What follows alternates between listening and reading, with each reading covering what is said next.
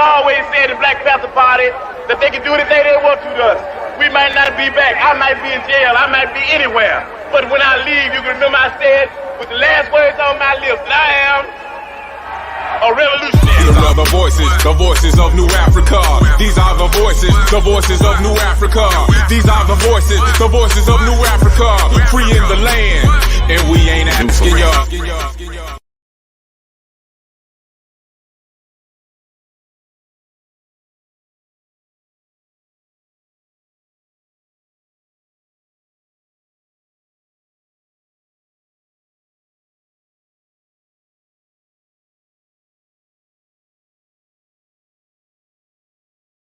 Being muted.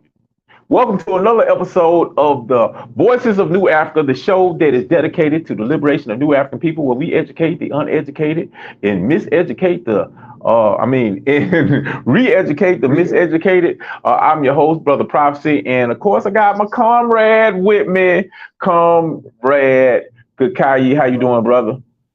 I'm free line. And we are part of something called the New African Independence Movement. We advocate for land, independence, self-determination, reparations, and we're trying to establish an economic system that is not about the exploitation of man by man. Not trying to get over on everybody, but we're actually trying to make sure that everybody gets the resources that we need to survive. We got a lot of things going on, a lot of great things, a lot of exciting. Really, I'm kind of inspired because I've been ever since Nation Day, I've really been in contact with some really positive people who are doing some great things in the area of nation building. And we're going to get into that, kind of get into the mind state of what we should be focusing on in this day and time. You see, Grandmaster TG wasn't able to join us today, but he'll be back next week. So don't get worried about it. Don't be concerned. But Comrade, how you doing, Comrade? Doing wonderful. Now that we're back working and doing the things that are necessary to get the word out, I'm just excited to be back. There's a lot going on in the United Snakes of America, but for us personally, we've been working a long time, and it's just good to see that it's growing. You know, it like we always say, it's a protracted struggle, but it continues to grow, and I'm just thankful that I'm able to see that movement forward happening.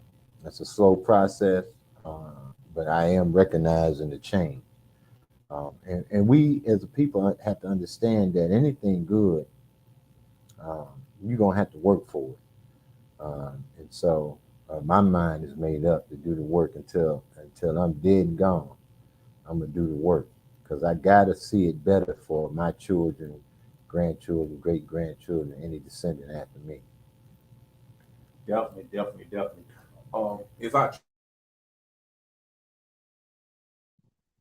So I try to share the show with everybody, make sure everybody's involved. If y'all out there listening, make sure y'all drop a line, like this content, give us a like, that helps us out. Share the program because we need everybody to kind of know what's going on. Everybody who's interested in nation building, interested in taking control of our community and not just complaining about white folks and worried about white people to come down and save us, because we know they ain't gonna come and save us because it don't benefit them to save us, because they the reason that we put in this predicament that we find ourselves into today, because it benefits them from our exploitation. So if we understand that, and you're somebody who's serious about taking control of our community, then tag them in on this show. Let's spread the word. So we can collectively not only share and spread information, but we can collectively be involved with the task of nation building and controlling our community, so we can change our condition, because that's something we can do. That's really what our responsibility is.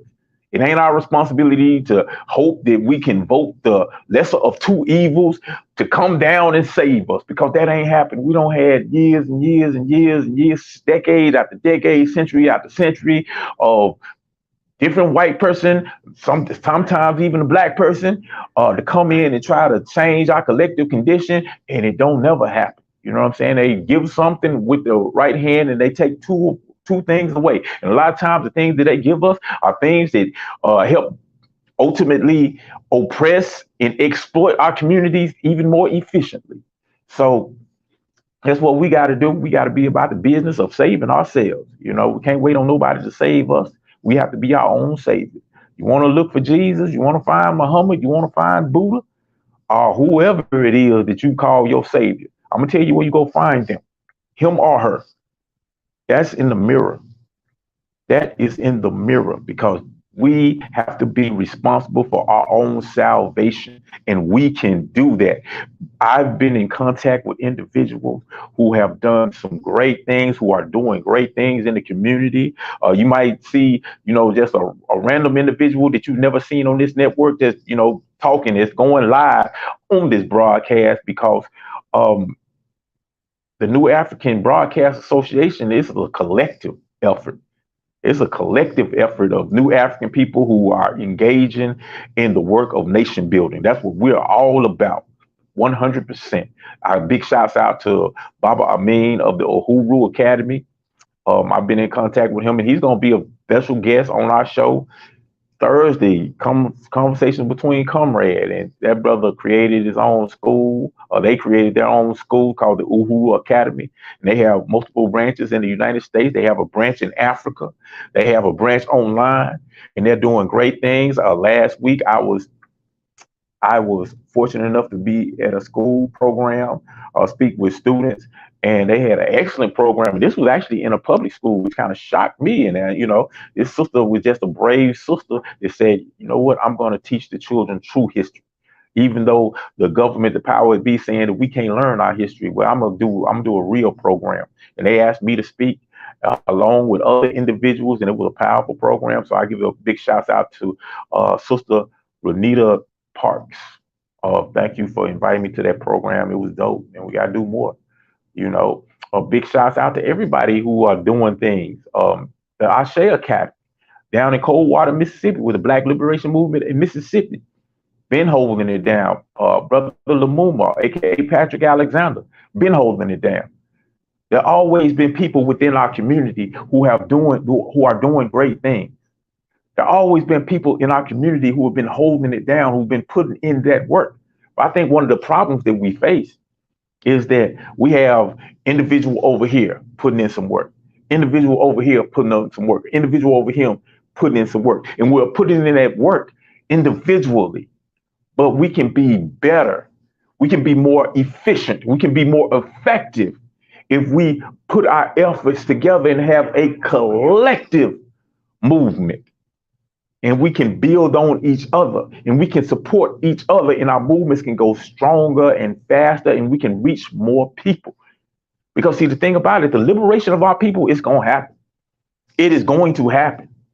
But we can make it stronger, and we can shape that liberation to in a way that is most beneficial. Because the thing about it, how the power structure works, they understand clearly. They understand clearly that that our liberation is going to come. That they can't stop the rise of our people. So what they will do when they see something happening, in order to make sure that when it comes, when that change comes, it's not so much of a destructive force that it brings down their system, they jump in front of it and they try to control it. Like when the civil rights movement was going on and going strong, they go, okay, you know what?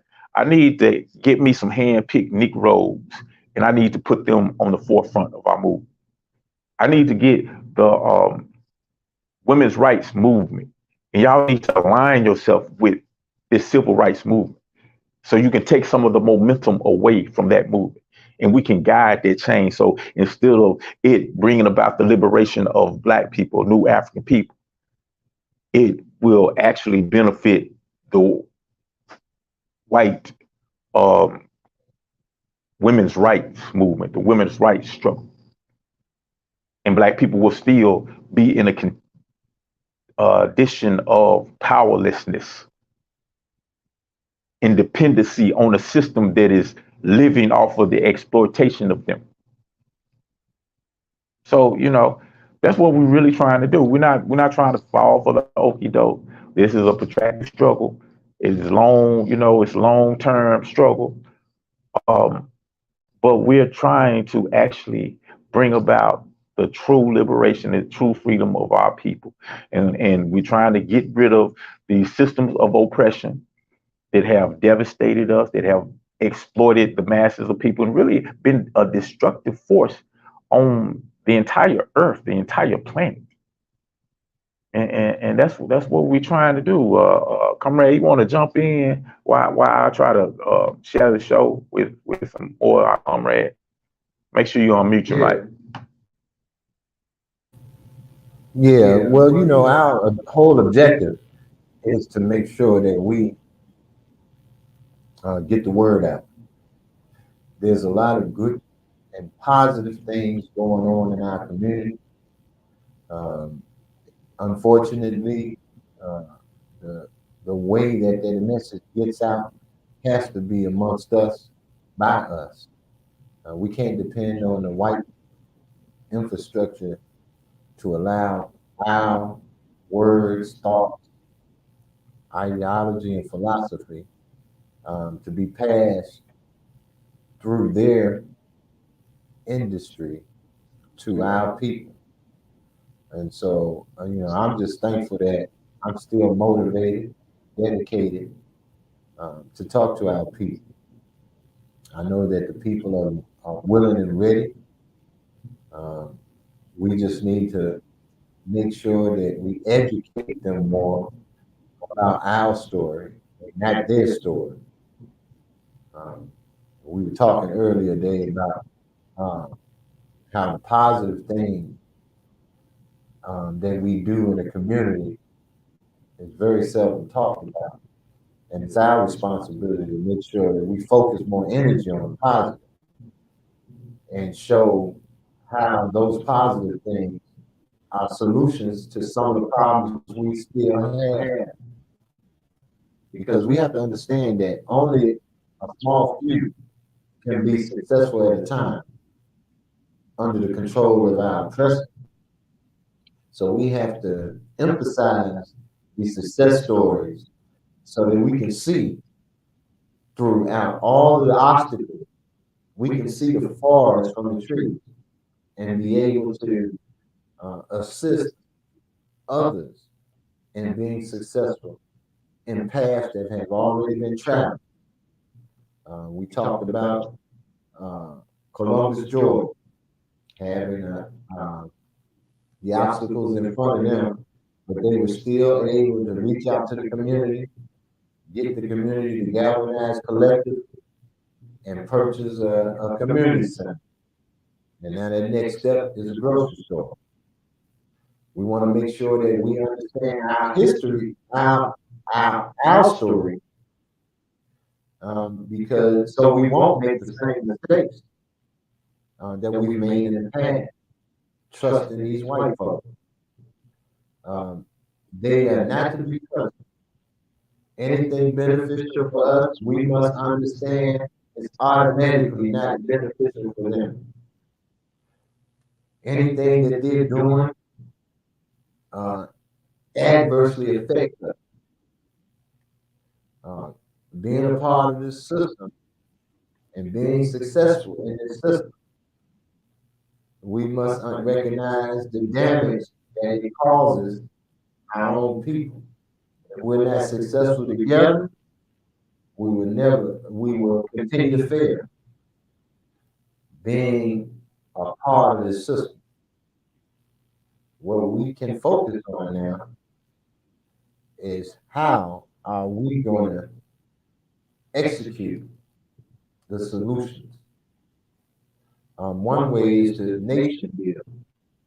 Get our people to understand that they need to come back to the national territory, which is Louisiana, Mississippi, Alabama, Georgia, and South Carolina. And as we continue to grow as a people, we'll continue to modify our economic plan that has been written and laid out by our ancestors back in 1968 with the Code of Emotion, the Declaration of Independence, and our announcement that we are a nation of people with a provisional government of the Republic of New Africa in place. So we can continue to do that. I know that we have a lot of negative information out there about our people, but the negativity that is out there that that is concretely identified to be out there for those them people, the white people, they hush it up. We got situations now going on. You're talking about 2 or 3 mass shootings. We know that right now that these are white folks, but they don't pass that around like it's the gospel about how white people are. We know that's how they are. They have been over the past 5 centuries. We've seen them with our own eyes go out and rape the world. So they're the world's greatest rapists. They have kidnapped from the motherland, from all over the motherland, and enslaved the people. So they're the world's greatest kidnappers. They have not followed through on any treaties that they've put together with the indigenous people here and with us, with Special Order Number 15 and a lot of other agreements that they've had with us. And we recognize that they are the world's greatest liars. On top of being the world's greatest rapists, the world's greatest kidnappers, the world's greatest liars, they are the world's greatest murderers. There's no end in that. We have to recognize these people for who they are. And anybody in their right mind would not want to affiliate with people who can be classified as the world's greatest murderers, the world's greatest rapists, the world's greatest thieves, because they stole all the land. I forgot that one. The world's greatest thieves, the world's greatest kidnappers, and the world's greatest liars. Those are 5 characteristics that if any one of us had that, they would say that all black people are like that. What we got to realize is that they don't need to tell us. We know from our story that they are the world's greatest of these 5 demonic characteristics: thieves, liars, killers, kidnappers, and rapists. We don't need to be amongst those people, and we don't need them in our own national territory. I mean, I can go on and on about them. I think what I can do is go into a little history on. Hold on before we get into that, because we want to acknowledge everybody out there. Make sure y'all dropping a like and a comment, letting us know who's out there, who watching the show, tuning in. Want to say big time what's up to brother Joe Gonzalez. How you doing, brother? Good to see you. What's up, brother Joe Gonzalez? As always, that's a real worker, somebody who's always out in the community doing his thing, doing his part to make sure we build up our community and take back our community, take control of our community, because that's what we're talking about today. Let's take control of our community. That's something that we can do. And we can, as you was talking about looking at history, because I was mentioning, since Nation Day, we have been in contact with some great individuals who are doing things. I mentioned Baba Amin, the Uhuru Academy, as well as last week we had on our show the new conversation between Comrade. Right. I mean, Atajawa,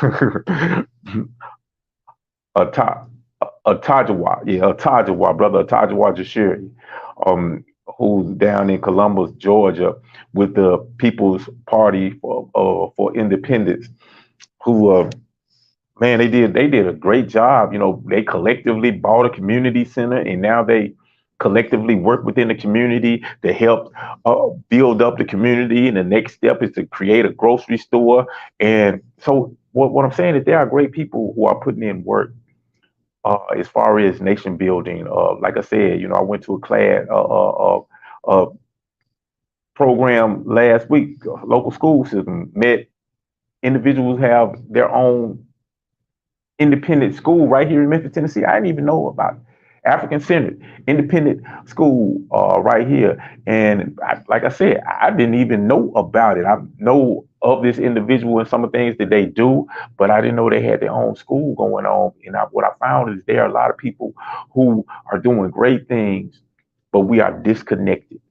And because we are so disconnected, we have individuals doing this over here, organization doing this over here. We are not collectively being as efficient and as effective as we could be. So I want, that's what one of the things that I want to put my energy toward, gaining all the organizations who are serious about collecting, controlling our communities, taking back control of our communities. Because a lot of times we get so asphyxiated about the problems in our community, about the self-destruction, about the poverty, about the crime, about the violence, you know, that happen in our community, that we get consumed with that, and you can drown in that. I was listening to Brother Amin the other day. He was talking about that in his community over where he's in South Carolina now, where he presently is working with the Uhuru Academy and other initiatives and other programs. He finds himself in a Black Power bubble where is so many great Africans doing great times, but he fears that he's being disconnected to the greater, broader society because he's so focused on this Black Power bubble. You know, and when I was looking at that, I was like, first of all, it's good. It's a positive thing that we actually have Black Power bubbles, that they exist somewhere you can go where you have people, like-minded people who are actively engaged in nation building, building up our nations, bringing our people together. That's important that we have that. So now that we understand that we have that, the key, what we have to focus our energy is to make that bubble bigger, expanding it and letting it cover more of our communities and taking control of more of our communities and keep on continuing to build and to create and let them expand and duplicate them all over the world, really. You know, because it's our responsibility to take control of our community, to take control of our reality, and to solve our problems. We got to be the ones to solve our problems. If we can't do it, we cannot do it as long as we are under the control, the domination, the hegemony of these European power, white power structures that don't give a damn about us. It ain't gonna happen like that. So, you know, big ups to Papa Amin, big ups to Atajaway,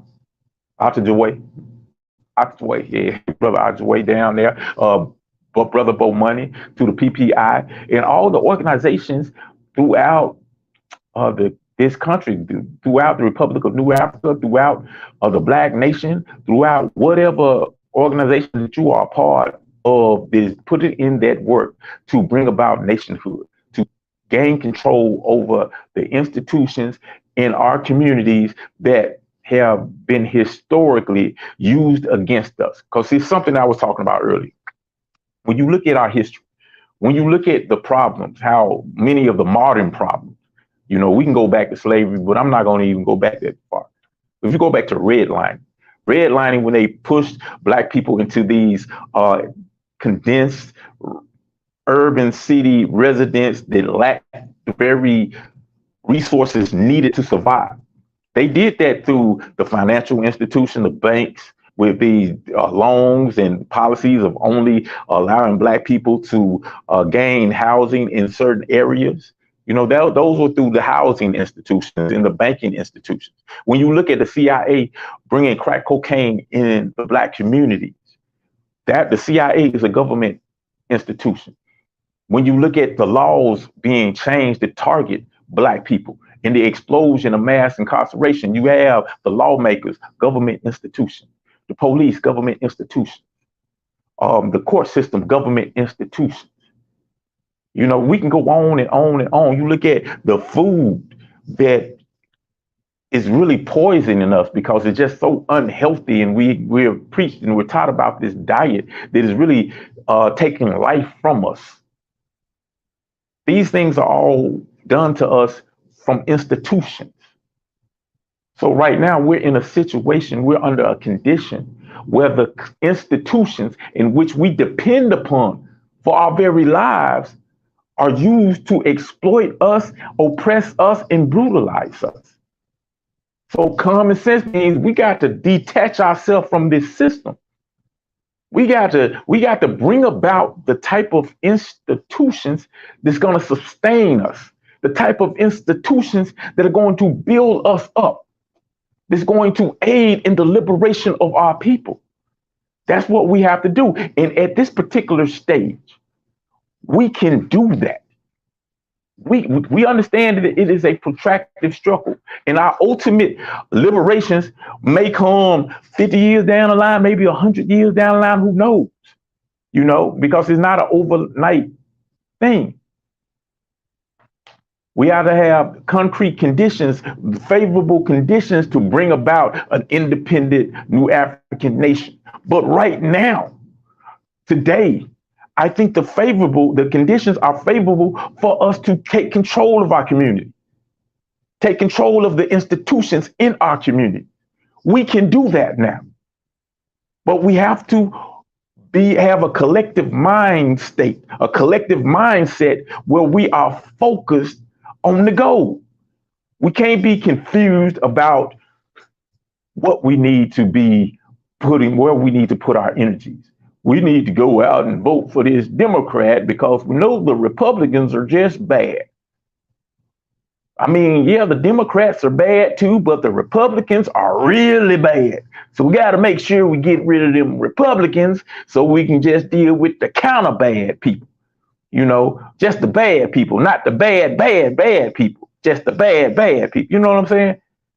So we got to make sure that we're not getting wrapped up and we're not being pawns in a European chess game, because for too long we've been playing checkers in a chess game, and we can do that. At this particular, we have everything we need. We can build schools. Like I said, I met a sister last week out of her own independent school. I ain't even know about it. She's doing great things. Met the students, very impressive. Shout out to the black nerds. The cool nerds. That's what they call themselves, cool nerds. But shout out to them. You know, we got the Uhuru Academy. And that thing is off the chain. That is beautiful. What's going on? We have black farmers.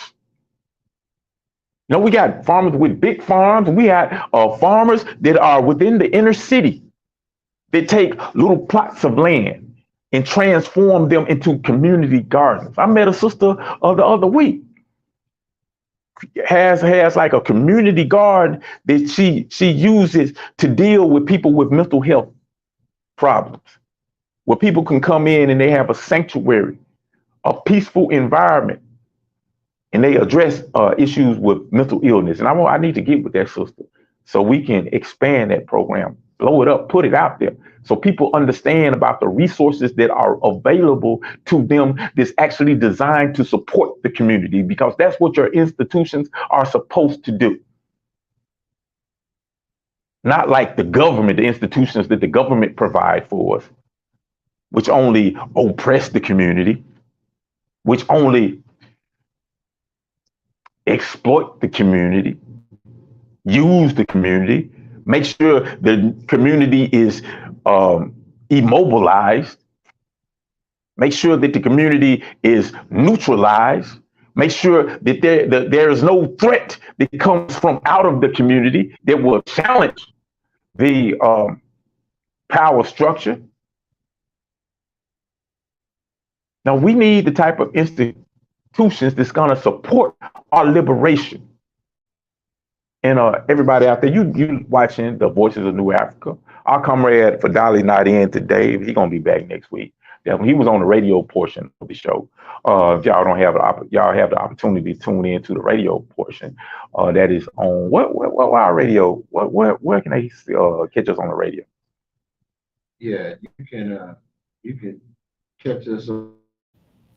Yeah, I got it now. You can catch us on the People Station WMQM Radio, AM 1600, and West Memphis, Arkansas, uh, um, Lakeland, Tennessee, and Memphis, AM 730, West Memphis, Arkansas, and 93.3 FM out of Millington, Tennessee. I wanted to touch bases on, you mentioned a lot of things that we have to deal with as new Africans here in the United States when it comes to dealing with these institutions and how these institutions are pretty much set up to do exactly what they're supposed to do, and that is to make things difficult, if not impossible, for us to use them or gain information from them that's beneficial for our liberation and our freedom. We talked a little bit on the radio station about how the educational institution affects us with public policy. Most of the times when we're dealing with difficult situations in these different industries, it's because of public policies that they utilize. Public policy is just the day-to-day operations that does not have to be explained. It's just that's how it's done, and we as people have to accept that because that's just the way it is. And so we talked about educational system, but I want to talk this time while we're on the Voices of New Africa live about redlining. People may hear all the time that there's redlining going on, but they don't really understand actually how that works. So in a nutshell, they guide you into a certain area.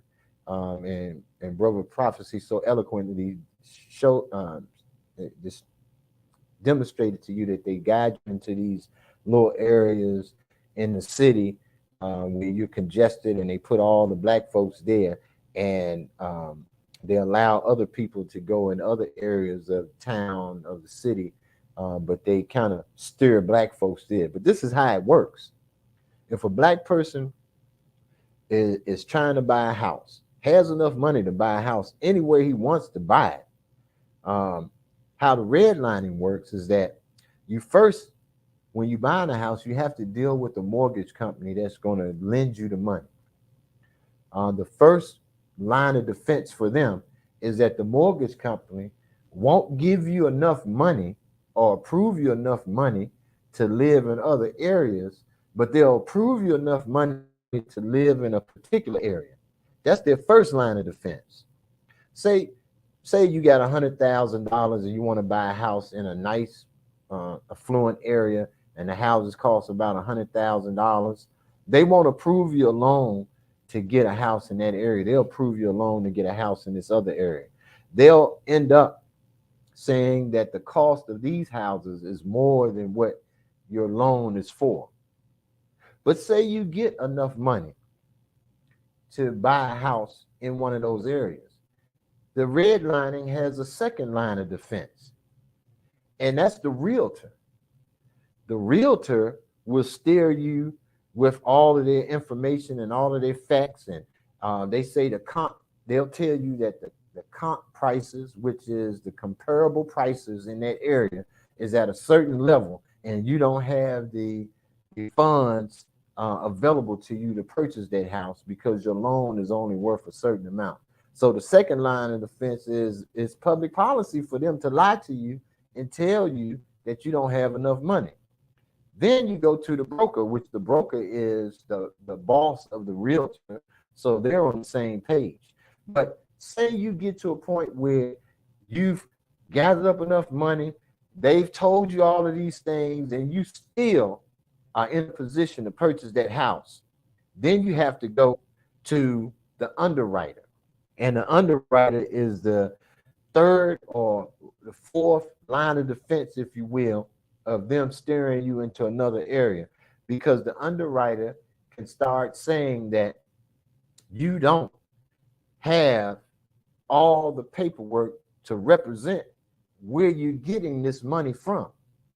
Because if the loan is for this amount and you say you have a certain amount already in your bank account, then they want to know where all that money came from. Did it come from a retirement fund? Did you save it up?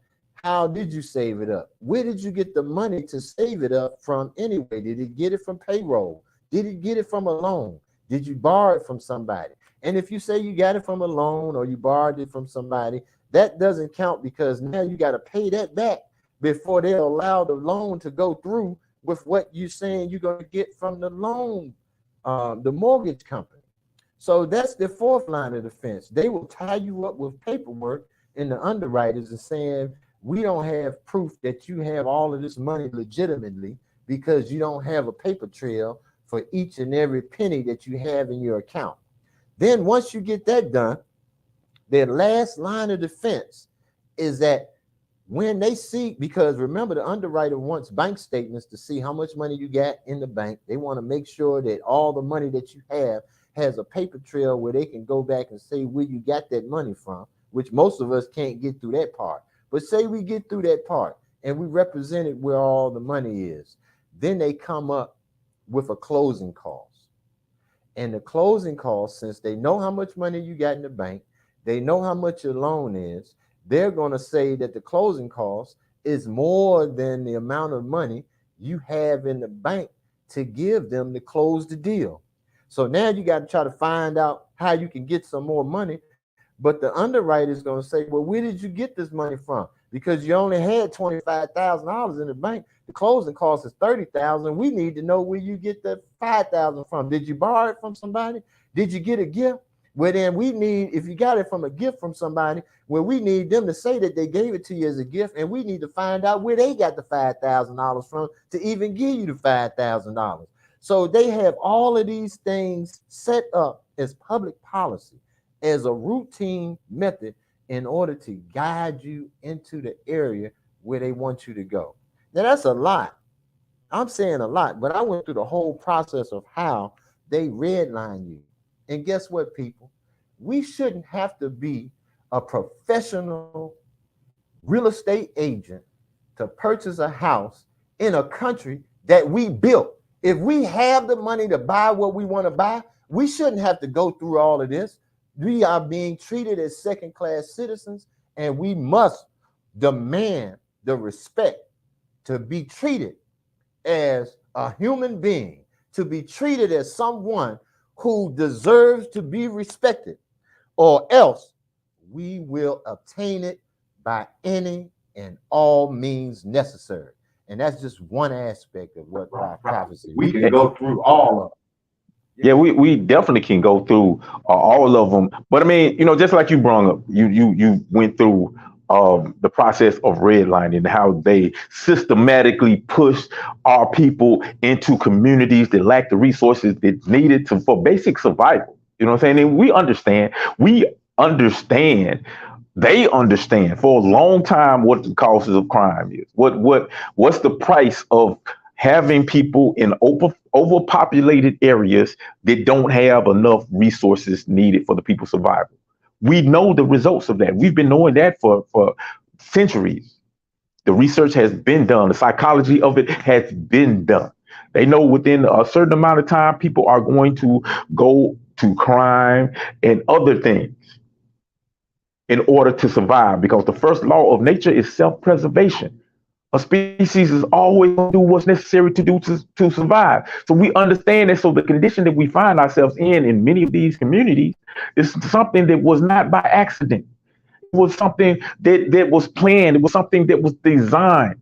So when you see the poverty, when you see the crime, when you see all of the things that we shake our head and look down on our people for, understand that wasn't an accident. Understand that these institutions that was put before us to say, hey, we're here to help you. We're here to help. We're the bank. We're here to help you. We're the grocery stores. We're here to help you. We're whatever. We're the schools. We're here to educate you. All of these systems have played their part, played their role in creating a situation where we are powerless. So since we understand that, then we should automatically know, we should automatically understand that the key to our salvation, the solution to our problems, is to remove the individuals who are creating the damage from the equation. Because right now we are dependent upon a system that brutalizes, oppresses, and exploits us. We're dependent upon that. So we have to remove that from the equation. That's the way that we're going to solve our problem. We can't do it by continuing to beg the people who benefit from our exploitation to stop exploiting us. It's just not going to happen. Well, how are we going to remove? Well, first of all, because we are dependent on people, we are dependent upon people who don't have our best interest in mind. We are dependent. That's a key word. We have to understand dependent. We have to put ourselves in a position where we are the opposite of that, and that is to gain independence. That's something very pertinent. A lot of times, in a couple of months, we're going to celebrate Juneteenth. I'm not sure what we're going to do individually or collectively as the New African Independence Movement or the NABA, but we're going to do something. But a lot of people doing Juneteenth, they have these T-shirts that say, hey, Juneteenth is my Independence Day, not the 4th of July. I got a news flash for you. Neither one of them were your Independence Day, because Black people in America have never gained independence, not since the creation of a system called chattel slavery. You have to go to a time where it was before we was placed into that system, where you find Black people really enjoying independence. Now, after the Civil War, you see, independent Black cities springing up for a short period of time in which we enjoyed some form of independence. And that's the key, that we study that time period. But those times were short-lived because these independent cities, these independent communities were attacked viciously, physically, by policy, by laws, on many different ways, from desegregation. But like I said, if we understand that the dependency on a system of white supremacy, and it's something really important we got to understand about this system that we've been so dependent upon, it's falling, y'all. This system is on its way out. Y'all saw what happened with China, Saudi Arabia, and Iran. China just brokered a peace agreement between Saudi Arabia and Iran. And guess what? The United States didn't have anything to do about it, which means China is becoming the most influential superpower over in the so-called Middle East, even though there's no such thing as the Middle East. But China is taking that role, which historically had been the United States role. And China is in talks with Saudi Arabia, traditionally a strong ally of the United States, because the United States want to get that oil. But they're in talks with Saudi Arabia to start selling some of the oil in the yen, the Chinese currency. Now, if you understand about the United States economy, one of the main reasons that the dollar has not completely collapsed is it's the only currency in the world that you can buy oil in. That makes the United States dollar kind of powerful. Well, if the Saudi Arabia is saying, okay, we're going to start selling it in the Chinese currency, then what that do to the United States currency? It drops. And the government knows that. They know it so much so much so that Saddam Hussein tried to do this very same thing. And what happened to him? We went to war with them. They went to war with it. They captured him. Yeah, Gaddafi was about to do the same thing. And he was assassinated, murdered. Like Saddam, murdered. And his country was taken over, and they had regime change. But now Saudi Arabia talking the same thing. But the difference with Saudi Arabia is they got the backing of China. They doing this with China. So that makes things very interesting. But if you look at the signs, you look at what's going on, like January 6th, there wasn't no accident that you see in white people rebel against their own government. That ain't an accident. That's a sign of a system that is crumbling. But if we are so attached and dependent upon a system that is crumbling, once it crumbles, it will crumble right on top of us. That's why it is crucial that we collectively, as new African people, detach ourselves from this system and become as independent from this system as much as we possibly can. Because we don't want to be a casualty in somebody else's war, in someone else's struggle. And we got to stop aligning ourselves with the struggles of European people, with the struggles of white people. Get off of this. I'm a Democrat. I'm a Republican. Get off of that. Both of these are the lesser of two evils. Well, not both of them. They're evil and evil one. Satan and the devil. Neither one of them have our best interest in their mind or their heart. Like General Hamisha always said, they are two wings of the same bird. You got a left wing and a right wing. Democrat and Republican, conservative and liberals. But both of them, jobs and responsibility is to maintain a system of oppression. Don't get it confused. Do not get it confused. When you see some conservatives sound like they hate us and some liberals sound like they love us. No, liberals sound like they love us because they use us to gain political power in their ideological struggle. We are being pawns in a political game that we do not benefit from. So if we understand that, then we have to remove ourselves from this game and start playing another game. A game in which we control. A game in which we write the rules. A game that is set up to benefit us, not to exploit us. Because that's the situation that we find ourselves in. We're like a dog that's chasing our tail, going around and round and round in circles. Look, after the civil rights movement, not civil rights, after the Civil War, laws were created to give Black people all of the rights that we needed. If it was just a matter of them signing laws, the laws have been signed a long time ago. But that did not change the material condition of our people. How can over 200 years later, we still be struggling in this same fight against this same enemy? So don't get it twisted.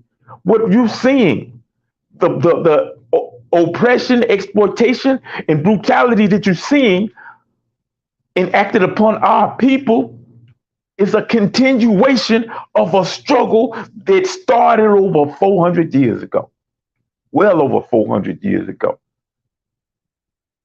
This fight, this war that we are engaged in is a continuation of a war against our ancestors. This started in the continent when they came and kidnapped us in the first place. So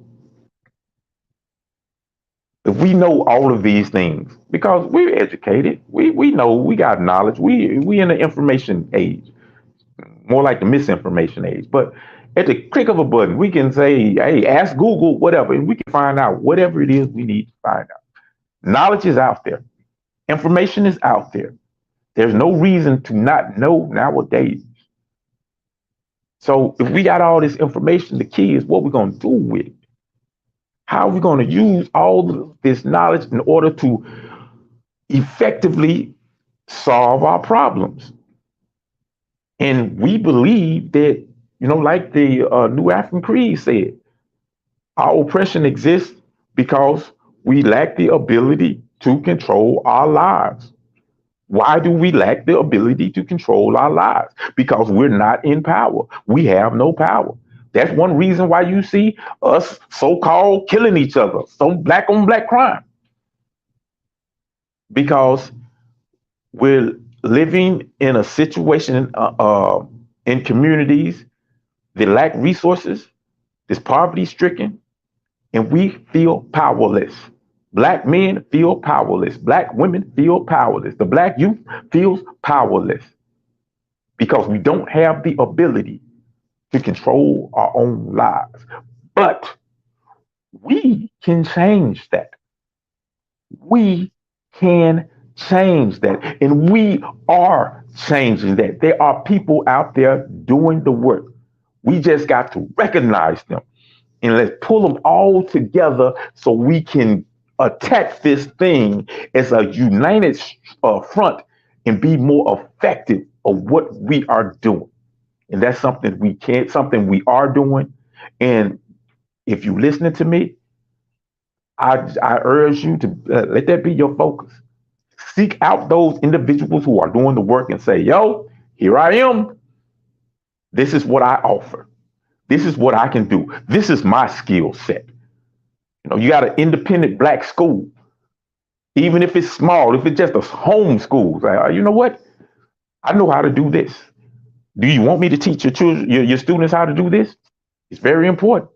I understand how this system works. I understand how, how credit works, how finances work. Let me give you some financial literacy, because that's something they don't even teach you in school. That's crazy. You're in a capitalist country. A country that is a capitalist system.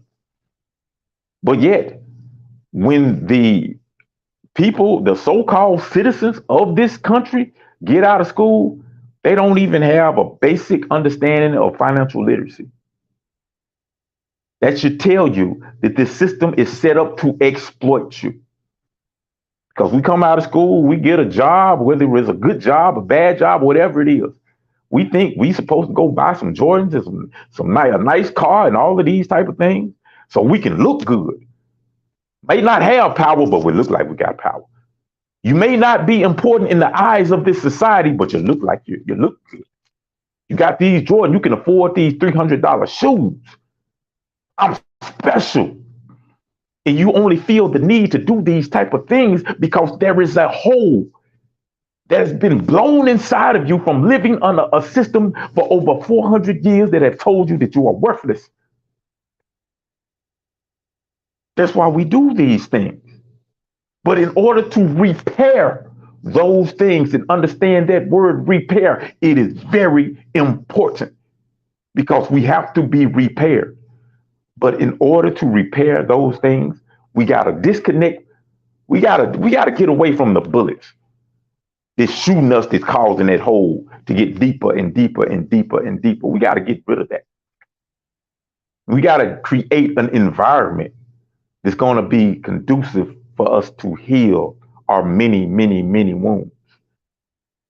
And that's the only way that we're going to actually gain true liberation, y'all. I see people out there. I want to make sure y'all check in. Give us a like. Let us know who out there so we can properly greet you and we can converse with you. Because the voices of New Africa is not the voices of Kakayi and Brother Prophet. The voices of New Africa is all of us. We all are the New African voices. Brother Joe, I appreciate you, comrade. You said, powerful, brother.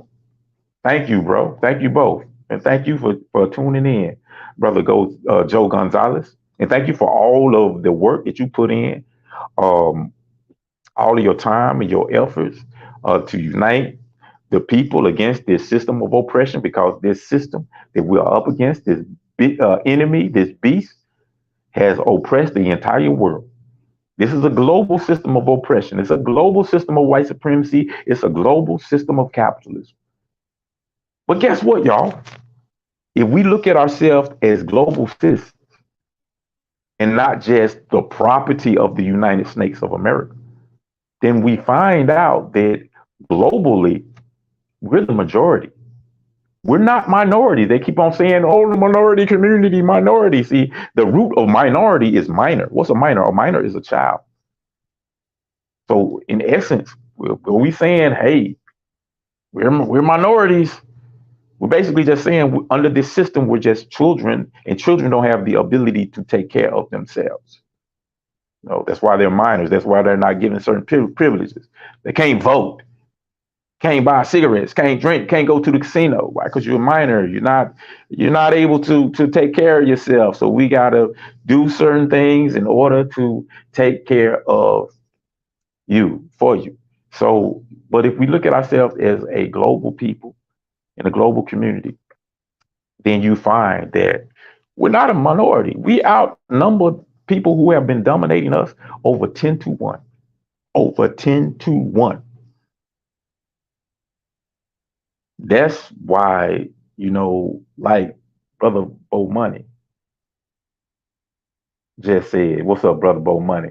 How you doing, comrade? But he said, see, what that mean, comrade? TSIFL. What that stand? What's that stand for? I know that's probably something I should know, but I'm not good with that.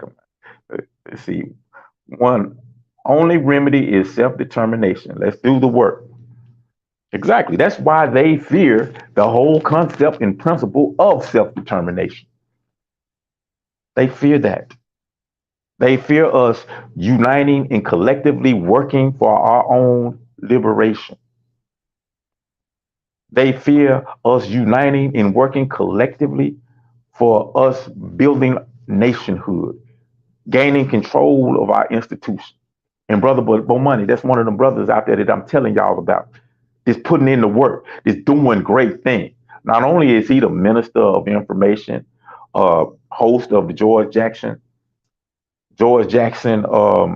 University Radio, which is an excellent program. And I need to whoop myself because I'm supposed to be broadcasting some of their shows on this show. And I just never get around finding the right time to just do it. Either I'm too busy and I ain't got time to sit there and do it, or I just forget about it. So I apologize to you. But that's a powerful brother, part of a powerful collective doing powerful things down in Georgia, in Columbus, Georgia. Minister of Information for the Provisional Government of the Republic of New Africa as well. There's a lot going on, and we invite all of you to do some research on the Republic of New Africa, the Provisional Government of the Republic of New Africa. We're going to be having an election this year. We got to make sure that the word gets out. So as soon as we get more information, we'll let you know how this works. We have certified districts that have their own election to elect the new president, vice president, and all the other offices that are up for election this year. Just look up, go to pgrna.com, and you'll see everything you need to know about the Provisional Government of the Republic of New Africa, the nation building, and the national territory. We also, I'm not understanding now. Okay, it's just a lot, brother, that our people must recognize is bothering all of us. We have solutions. We're trying to do it step by step, but we understand it's a proactive struggle. So we don't discount any small step, as long as the step is towards independence and our own independent sovereign nation. We're going to make sure that we continue to do what we can, and we're going to continue to make sure that we get the word out on everybody else that has a part, that are playing, they're taking care of their role in the part of us obtaining independence and liberation. And Bo Money just checked back in. Okay, more money. The struggle for land and independence. That's right, and that's what the struggle is all about, for land and independence. If we don't have that, there's nothing they can do or say that's gonna satisfy us as a people. If the conversation ain't talking about land and independence, along amongst other things, but for definitely for land and independence. Uh, I mean, one thing you got to look at it. How important is land? You know, we a lot of time we talk about freedom, but we've been so detached from what freedom actually is for so long. You know, it's like we think that freedom means white people treating us better, white people liking us, white people accepting us into their communities and their neighborhoods. That's not what freedom is. You know, is the power to control your own destiny, the power to govern yourself, the power to take care of yourself, the power to say, you know, this is the direction that I want to go. I want to have an alliance with Cuba. Well, I know you don't like Cuba, but you know, I'm supposed to be free. Cuba has done great things for our people. Cuba is more in line with our struggle for freedom, for what we need to take care of ourselves. Not this capitalist society and these things that you're trying to do that will only exploit us. See, that's what freedom actually is. And the foundation of freedom is land. So much so that these European people committed genocide over 98% of the indigenous population in America. Most people who were here in America before colonial times ain't even alive. You know, their descendants ain't even alive anymore. That's the most, not all, but most. Land was so important that they enslaved the entire nation of people in order to cultivate land. Land is the heart and the foundation of freedom. And once upon a time, we had land in America. We understand the history. Central Park in New York was once a thriving black community. There are lakes right now that you can go to right now, right this moment, and underneath the lakes are once upon a time thriving black communities. They created the interstate, the highway bill of what was that, 57, 50, I can't remember the year. But they created they created the interstate system, the highway system in America, which did great for America, which, you know, great for transportation. But they strategically put ran certain highways through thriving black communities, which served to not only destroy the community, but to eliminate a potential threat. Because what you have to understand, that an independent black community, a community of black people, I should say new African people, who are not dependent on white people for our survival, who has the ability to rule ourselves, to govern ourselves, that is a direct threat to this white power structure. Independent black people, independent new African people are dangerous. Not necessarily, you know, new African people with guns. They put guns all in our community because they already understand they have miseducated us. They have attacked us with over 400, 500 year propaganda program. They've done that.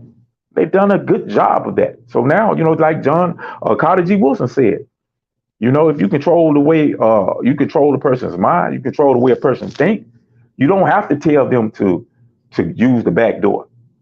They'll use it on their own. They'll go to the back door on their own. And if it's not a back door for them to use, then they'll create one. Because you control the way a person thinks, you control their action.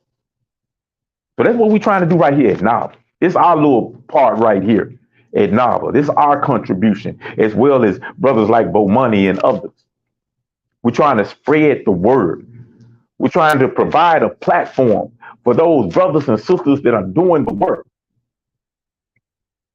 People always want to call me. Yeah, what's up? So, our people got to really understand the significance of us having our own independent cities in the past. They the best term to put it is in we thought we were independent because we were self-sufficient. We were self-sufficient cities, but the part that we lacked to be totally successful is that we didn't control the land in a sense that we didn't call ourselves Ida B. Wells City and we're part of the Republic of New Africa. We called ourselves Tulsa, Oklahoma, which is their name of their city in their country, which they controlled, which they can send their federal troops in and do what the hell they want to do because you still are part of them.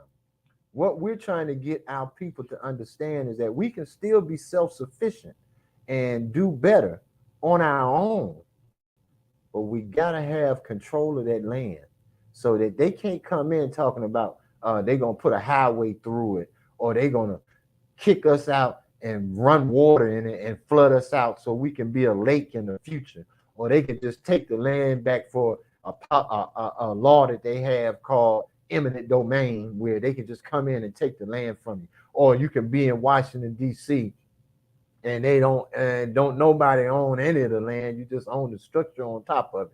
But no, we will control the land, so we control the laws so that they can't come in and take what they want to take because they have some law in place that makes them right for doing it.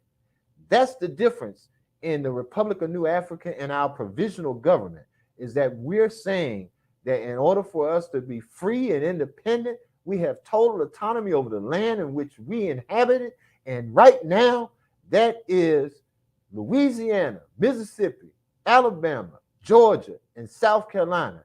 And if you come and try to take the land from us, we have every right to protect and defend our sovereign nation. That's the point that we are at right now. And people, you have to understand that's the difference between being a part of a system and talking about being able to do what you want to do within this system and having your own nation, being able to do whatever you want to do as a nation of people. We gotta make that connection. We have to understand that this is what they do to us when we're independent and self-sufficient under their auspices, under their control. They do whatever they want to do at the end of the day. They take the land back. They take the military out and throw them into the West so that they can come in and rape our women and hang any black male who's standing up against injustices. They can do those things when we don't own our own land. I ain't talking about buying land from them and then living under their system and calling the city or the place where you are. We got to start off by controlling our community. There is a process in which we're going to wing ourselves out of their economy and their system. But ultimately, the goal is that we govern ourselves on top of our own land that we inhabited as new Africans. We got to understand that clarity. We got to have that clarity. People, it's no longer a joke. Because when these Chinese and all the rest of them start doing what they're going to do to these white folks, we need to protect and defend ourselves and make sure that we are taking care of ourselves in the midst of all of this chaos. It will happen. The only reason China is having a peace agreement with Iran and Saudi Arabia and all of them is because when you have a war, you have to have supplies come to your forces. So you're going to have oil, petroleum to fuel the vehicles. And if the United States don't have it, they're going to try to take it from people who have it, which is Saudi Arabia. Then that's an all-out war against Saudi Arabia, who's going to be backed by China. See, you got to understand the chess game. This is not checkers. You put all of your things in place. You know what moves you're going to make if they make another move, and you plan 5 steps ahead in order to win a chess game. You don't just make one impulsive reactionary step. You have to be able to be prepared to respond to steps that your enemy make. And that's what China is doing.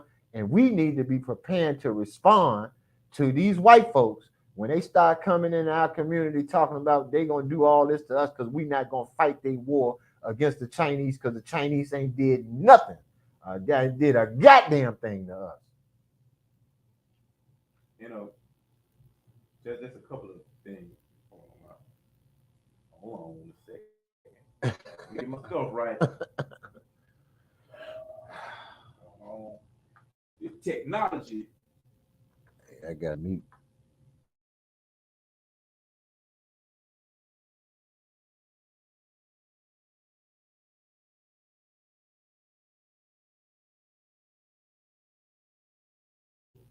So as we're working on this technical difficulty here, I see something is going on. Joe Gonzalez says, I've been working on myself, my family unit, community, and statehood. And I'm ready to go national, comrade. Freedom and land sovereignty we have in common. I'll be in the southern state starting next month. Let's work together in building our community.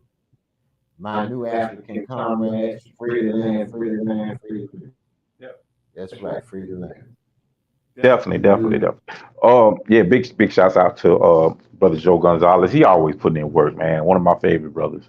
But yeah, I mean, you said a lot of important things, a lot of key things. And speaking of China, you know, just when you take the example of China, because about 75 years ago, China basically won a war, something they refer to as the Communist Revolution, where when they won this war and Mao Zedong pretty much took control. At that particular time, China was like what you would call, what we would refer to as a third world nation. You know, a third world nation. But what they did is they implemented a 100 years plan. 100 years plan. In other words, they created a plan that, you know what, we're probably not going to be able to see all the way through. We're going to have to leave it for the next generation, for a couple of generations. And right now, China is about to take over, if they haven't already, take over the place of the United States as being a superpower. It's not even up, it hasn't been even 100 years yet. We're in like year 75, maybe 76, you know, depending on the date. But this is about 75 years, and China has risen from being a third world nation to a superpower. That's because they understood that their strategy is long term.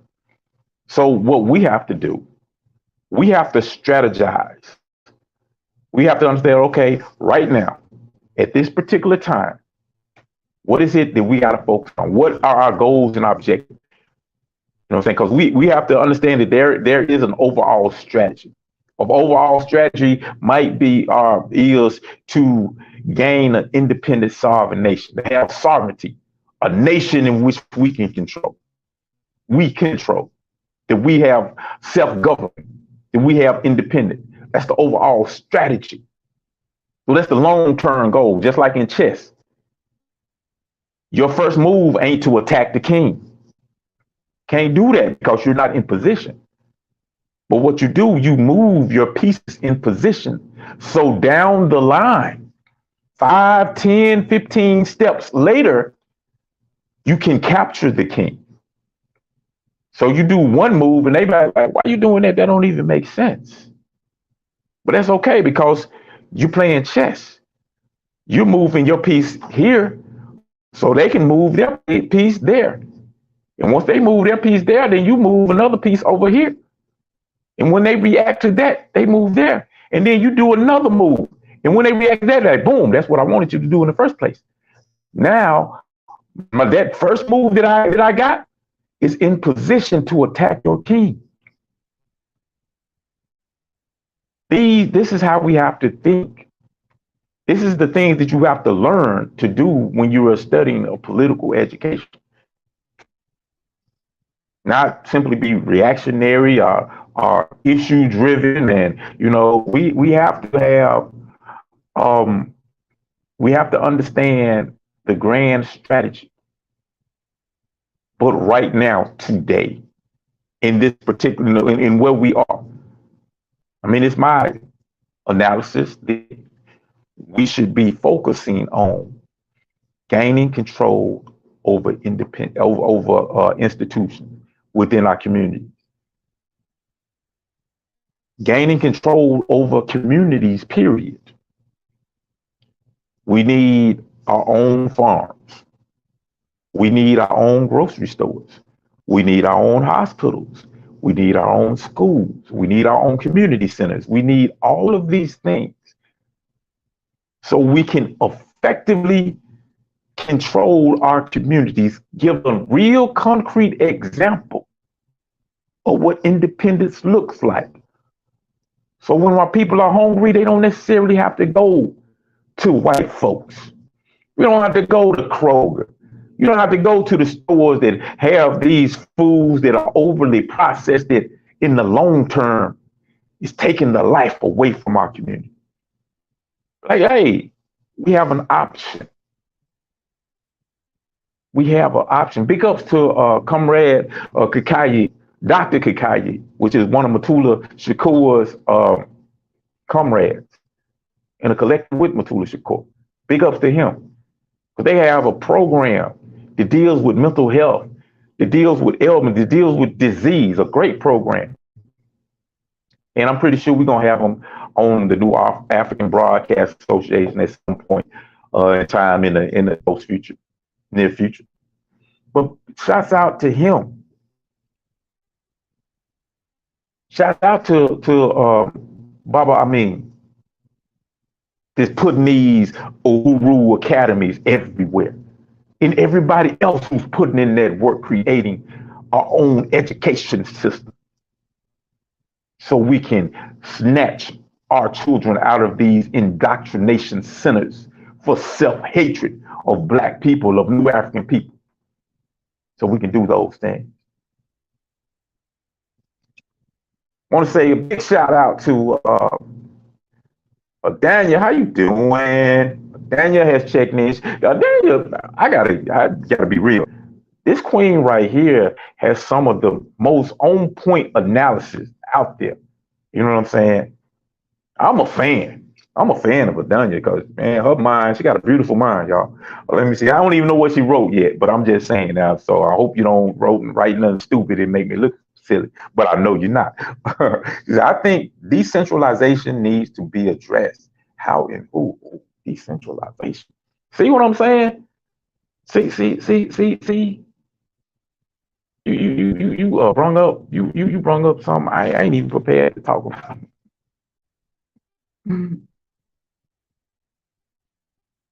Communalism is everywhere. Definitely. See, that's a Otu Moon right there, one of the elders in the community. How you doing? Speak truth to power, bro. And I feel you, we want to speak truth to power, but you know what, Dr. Moon, I'd rather speak truth to the people. Because the reality is the power already know the truth.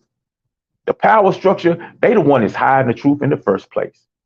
They the one that's keeping the people from the truth. They're the one that's creating these laws that's telling us we can't tell the truth in school system. That you can't tell the truth about your history because it makes white folks feel bad. So yeah, I feel you when you say speak, truth to power. But I want to speak truth to the people because the people are the ones who have been denied the truth, the power structure. Them the ones that hide the truth.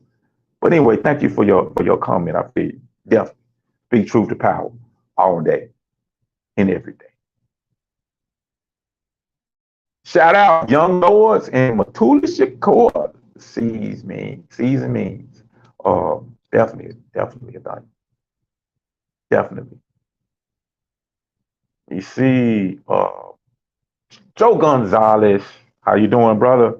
Again, being communal from our ancestors, I can relate to Maoism, and it's communism scientifically. It's created out. I guess that's art. It's creating our own nation. It definitely needs boots on the ground in order to make a nation's strength recognized and respected. Definitely, definitely, no doubt, no doubt. Then you say grassroots always so important. The importance of grassroots organizations, and personally, that's what my mindset is right now. All those grassroots organizations that's sincere and real about doing the work, about taking control of our communities and looking at our problems, finding concrete solutions from a concrete analysis of concrete conditions, and creating real solutions around it, and bringing it to the people, and solving our problems, and not depending on some white dude, whether he be in politics or floating in the sky or wherever they tell us to look for some white dude to solve our problem. Got to be a savior for ourselves. And that's why we got to take these grassroots organizations and we have to kind of combine our forces so we can become more effective in what we do. Got to be more effective in what we do.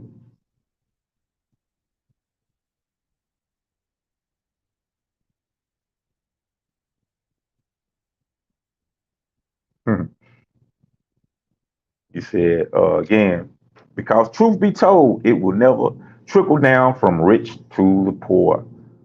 That is so true. And man, the system was never set up for that to happen. That whole trickle down, Reaganomics was what he was talking about. That's like the biggest con game in the world because the rich never intend for them to share their wealth with poor people. Poor people being poor is one of the strategies and the tactics that they use in order to maintain their riches. Because as long as you have a certain amount of poor people, then the rich people can exploit the poverty. That's how capitalism works. It's based on the exploitation of the masses. In order for a handful of small percentage of elitist individual can hoard and take all of the wealth and resources. So I told you, she be on it. You see, Joe Gonzalez, the new Rainbow Coalition is bringing the platforms for all. No doubt. And that's something I think we probably need to be about promoting that more often. The new Rainbow Coalition, because I've been following it, been looking at some of the things that they're doing, and if you understand the Rainbow Coalition, the original Rainbow Coalition was started by Fred Hampton Sr. of the Black Panther Party, chairman of the Illinois branch of the Black Panther Party, who was brutally assassinated because he had the ability to bring together the Chicano nation, the Puerto Ricans, New African, which we would call just black back then, to poor whites, all of oppressed people together under a revolutionary banner to fight against this system of oppression and capitalism. And that was dangerous. Let me say something. I just need to say this to Brother Joe Gonzalez. My comrades, I'm going to explain it to you like this, Joe Gonzalez. Mis comrades nosotros sabemos español como ustedes, pero nosotros no quiere que ellos saben todo que las cosas que nosotros están haciendo juntos. Porque yo soy un moreno aquí que tengo clientes de familia que habla español y yo soy de Estados Unidos. Big ups to you, brother. You've been waiting all day to do that, ain't you? You've been waiting all day. Like, I'm fluent in Spanish. Watch me do this. Okay, comrade. I see. Show out, comrade. Do your thing, comrade.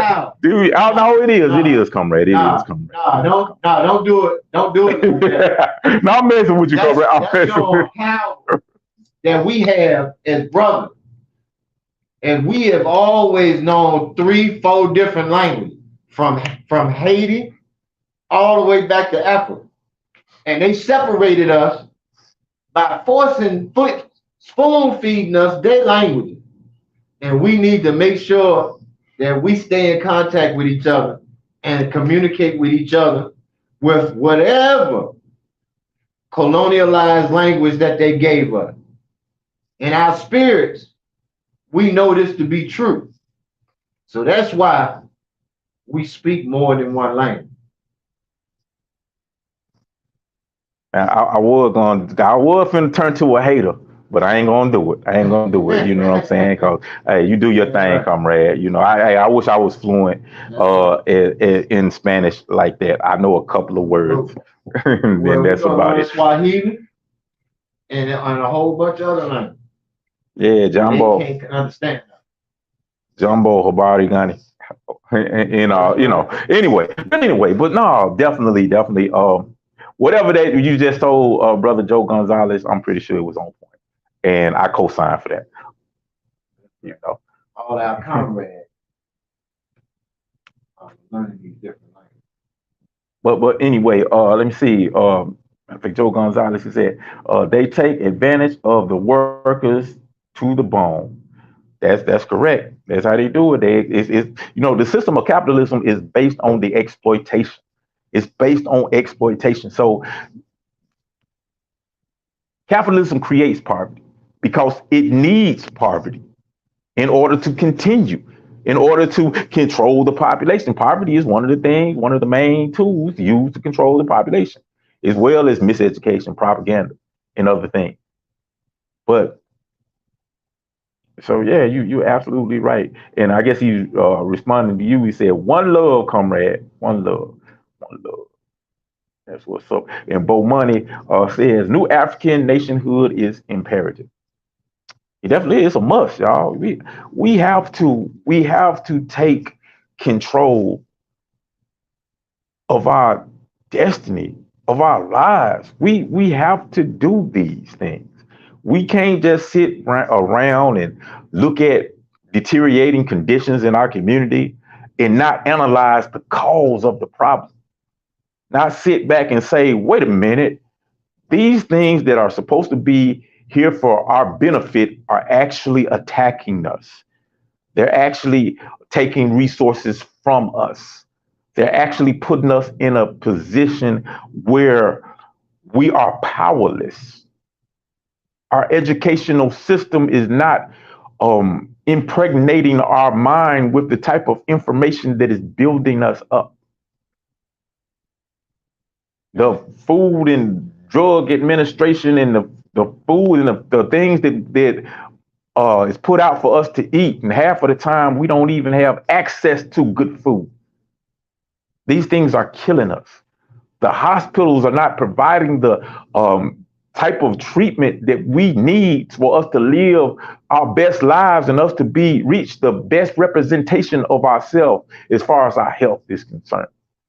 Matter of fact, they suppress much of the information that is needed for us to actually take care of ourselves. We're miseducated on health. They got this food pyramid that causes cancer. They got a big old ham, thing of ham right in the middle of it saying this is part of a balanced diet. Ham and a glass of milk.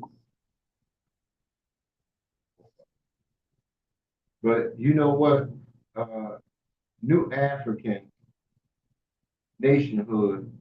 Unmute yourself, comrade. New African nationhood is imperative, but new African nationhood must be paramount in our efforts to become independent and free. Anything else beyond that can come along later on. And, I'm for pulling together in all different aspects, but new African nationhood must be paramount in our goals and objectives, because everything else will follow. And that's whatever else they got going on out here. No doubt.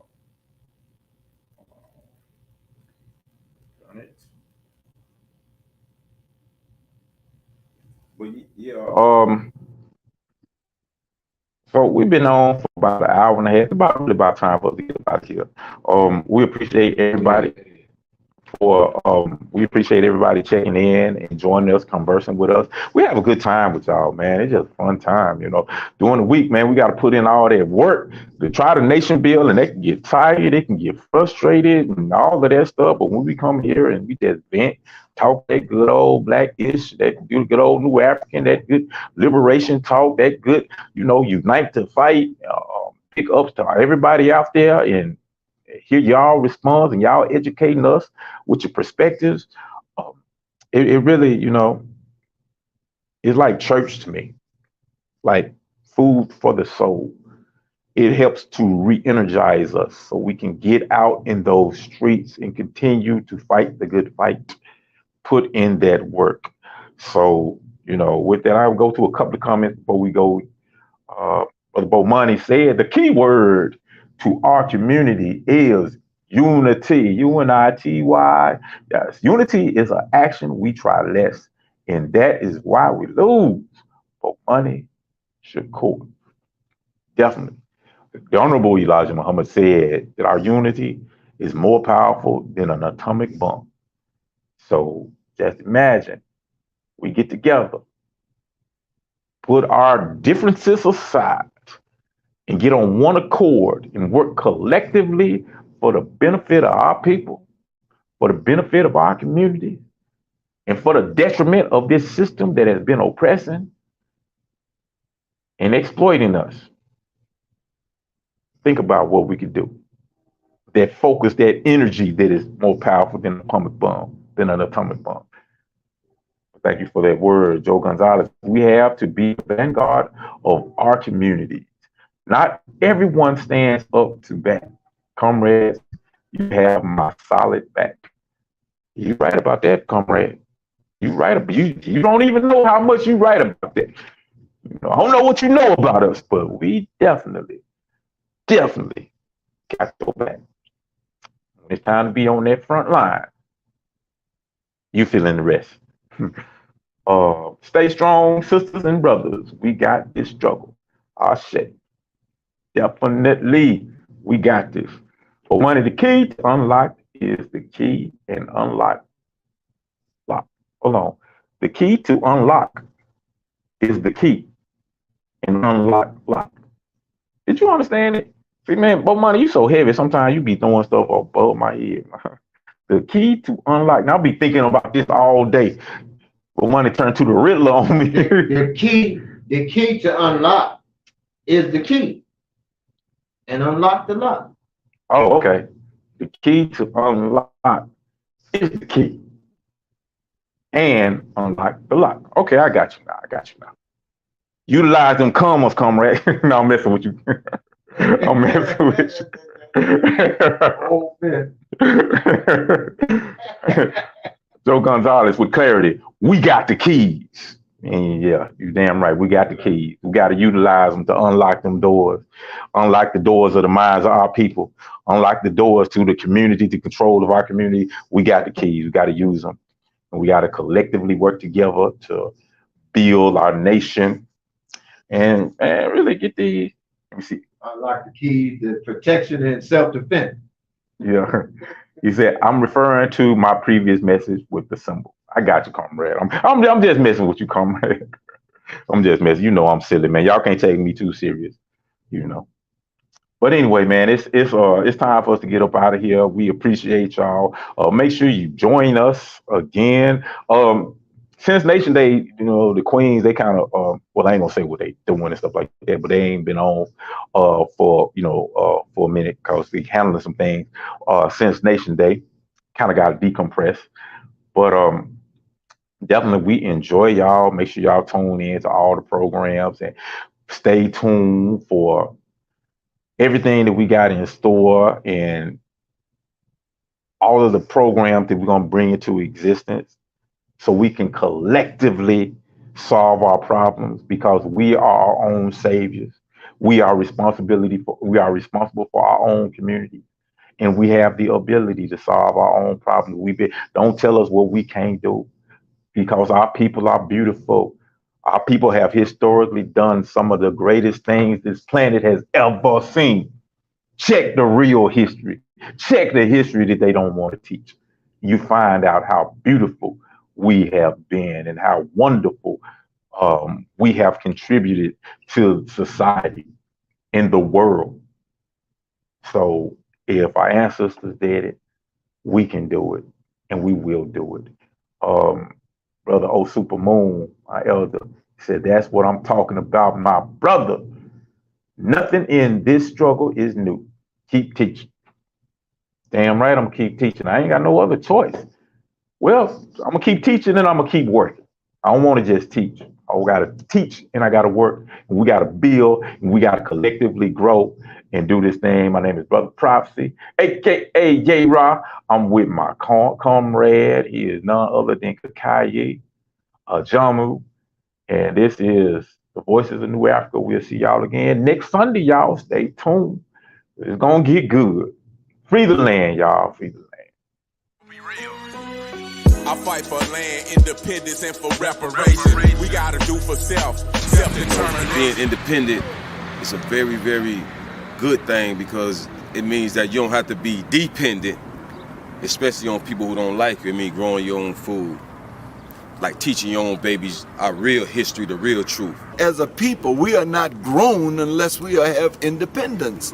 We are not grown as long as we living under another man's system, operating in his way of things, his laws, and his ordinances that support his rule, actually. So to me, it's not the importance of self-determination and independence.